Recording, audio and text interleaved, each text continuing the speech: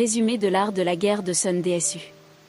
L'art de la guerre est un texte classique sur la stratégie militaire, mais ses enseignements sont souvent appliqués dans le monde des affaires, de la politique et du développement personnel. Sun Tzu y expose des principes universels sur la gestion des conflits et la manière d'obtenir des victoires sans confrontation directe. Principes clés. 1. La préparation est primordiale. Avant d'entrer dans un conflit, il faut bien comprendre l'environnement, l'adversaire, et ses propres capacités. Connais ton ennemi et connais-toi toi-même est l'un des adages centraux.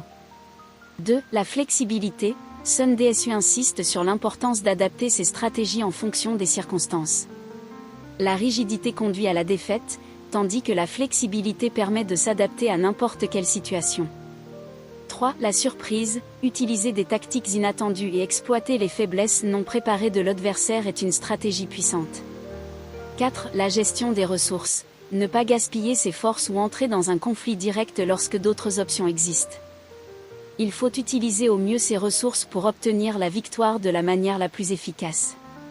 5. L'influence morale. Le moral des troupes ou des équipes est crucial pour la réussite. Un bon leader inspire confiance et crée un environnement harmonieux où chacun connaît son rôle. 6. Gagner sans combattre. La meilleure victoire est celle obtenue sans livrer bataille. Sun Tzu insiste sur l'importance de trouver des solutions pacifiques et stratégiques pour surmonter les conflits. Exercice pratique pour la chaîne L'Art de réussir. 1. Analyse SWOT personnelle.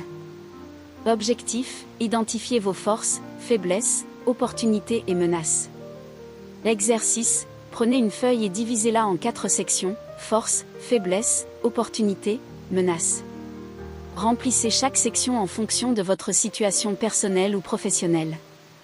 Ensuite, réfléchissez à des stratégies pour utiliser vos forces et opportunités pour surmonter les faiblesses et menaces. 2. Planification stratégique flexible. Objectif, pratiquez la flexibilité dans la prise de décision. L'exercice, choisissez une situation de votre vie où vous devez prendre une décision importante. Élaborez 3 scénarios différents, optimiste, neutre, pessimiste, et préparez une stratégie adaptée pour chaque scénario. Cela vous aidera à être flexible dans vos décisions. 3. Utilisez l'effet de surprise.